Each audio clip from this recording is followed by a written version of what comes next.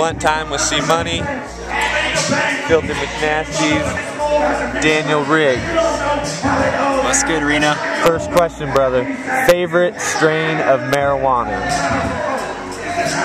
Oh man, that's up there. I could give you the top 5 right now. Let's get 2. But I don't really fuck with that none. Oh. Let's see, man. That's Sour D, man. That's Sour Diesel, dude. That's what I fucks with. That's what I fucks with.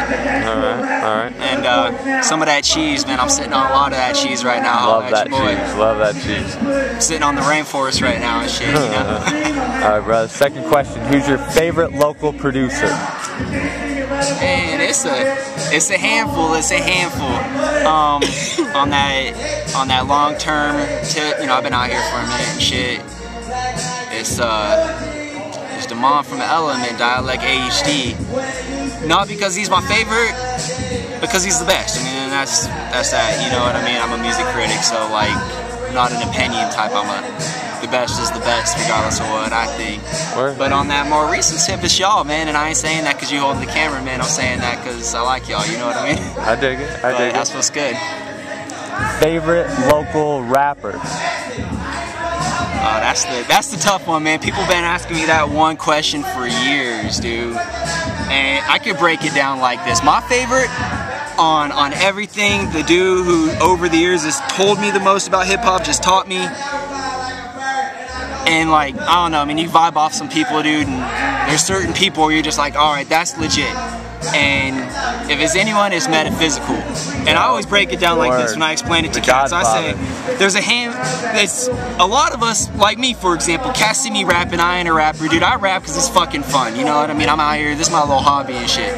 But when it comes to like certain cats, like Meta for example, and other dudes out here, it's like, that dude should have been a superstar, you know what I mean?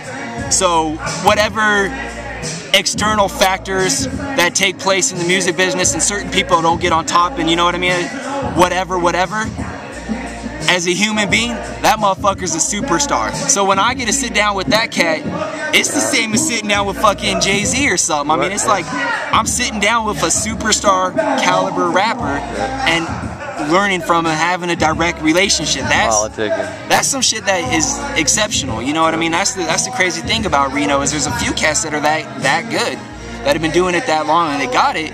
And younger cats like you or me, it's to get to interact with them on such a fucking personal level when they're superstars, man. They're as good as anyone ever. Like, that's some exceptional shit, you know, and that's one example of that. That's my favorite example of that. But you could throw a lot of names out there. I don't have to go through the whole list, but that's what it is. I'll take that. Who did you listen to growing up? Man, everyone. I'll tell you, my first rap album, I was 10 years old, and Puff Daddy and the Family, No Way Out. And that was my shit right there. And it is what it is, man. Ever since then, you could go through the whole line.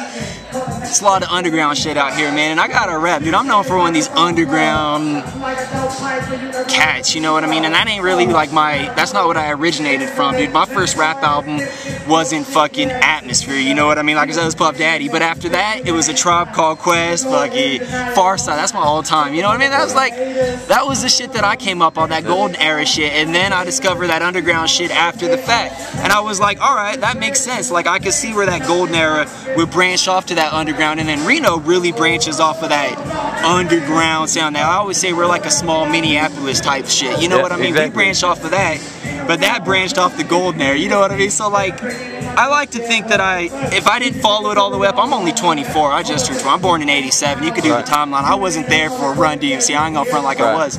But I feel like, for the most part, I went back, listened to it in that chronological order, and progressed in the natural flow. I do this the motion of a tree is what I'm doing here, yeah, branching off like, I feel like I went in, listened to all that from a natural perspective, not as a critic in my 20s, but as a kid in my early teens, 13, 14, 15, had that discovery, went through that same process as well as like, this is back when record stores were still cracking, this is before iTunes, you know what I mean? And did that whole shit and came up, and now I'm where I'm at now. Now I listen to a lot of local shit. Aside from that, I'm more on some G shit these days, you know what I mean? But it's that natural, went through that whole progression, I like to think. I feel it. Last question, why do you love hip-hop? Because it ain't nothing else out there, man. That's what the fuck we doing, you know what I mean? Couldn't see it. There's a lot of when I say that, man, it's a lot of good music in Reno. That's another thing, and I think like Reno hip hop cats should recognize that, because I know a lot of like, y'all fucking up my special shit right here. I'm just kidding. Getting them. Oh, Reno going hard, dude. Times is hard in these Reno streets. That ain't no joke. That ain't no joke. That ain't no joke. You Red? But what I'm getting at, man, is there's a lot of good music out here outside of hip hop. And the conversations I have with musicians, they're really like, because they see me and they're like, dude, hip hop's fucking cracking out here, you know what I mean? So that's what I'm getting. That's a two-part thing. A, there's a lot of good music out here.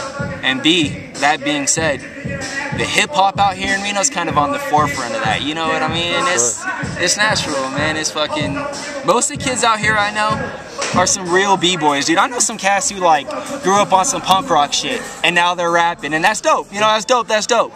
I didn't do that. I fucking was like, the kids when I was 6, 7, we were listening to rap. I mean, that's all I've been listening to. I'm just now listening to like Smashing Pumpkins and shit, dude. I'm like, one of my favorite bands now is Cage the Elephant, and like, that's some new 2011 shit. That's the first time I've been like that. Up until this point in my life, I hadn't even been on that. Like, so that's what it is, you know what I mean? That's the default. I dig it. Thank you. Any last shout outs, my friend? Everybody, man.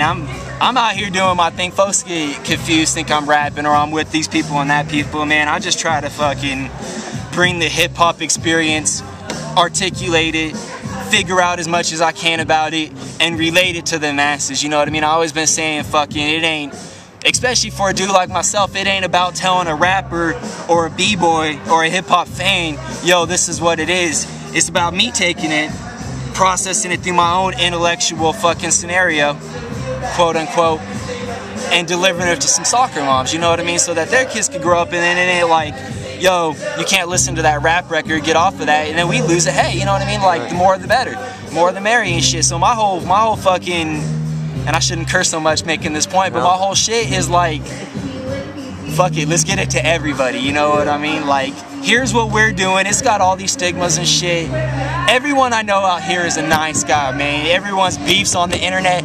I've never had a rapper come up to me and be mean, you know what I mean? It's all nice dudes out here and shit. That ain't necessarily we're soft, man. I know some hard is hard out here, but hard on your Facebook. Yeah. Not being hard on your Facebook, son. You know what I'm getting at though, Mecco? In reality, everyone's out here doing this same shit. We all coming up, man. It ain't that big yet, but it's big enough and it's dope. Rappers start being music critics. I'll quit rapping, y'all start being music critics, and we just get this shit straight, man. Do you, I'ma do me, because everyone's kind of dope out here right now, and it's a ton of new shit, dude. And I think it reflects the broader spectrum of hip hop. I think on a national level right now, new shit's coming out every day. For the last 10 years, you had to follow a very specific formula, and if you came with some abstract shit, you were a quote-unquote underground rapper, even if that's not what you were. Now, if you're on the mainstream circuit, you come out with some abstract shit, it's dope, and you're on top. So that's what the fuck we doing right here in Reno. You come up with some abstract shit, and if it's the best shit that's here, then you're the best one out here, and leave it to the streets. You know, we'll all fucking decide you're the best, so we'll tell you, yo, you're the best. Don't tell us, man, we'll tell you, you know what I mean? And that's where it's at, that's all I got. Thank you, sir. Stay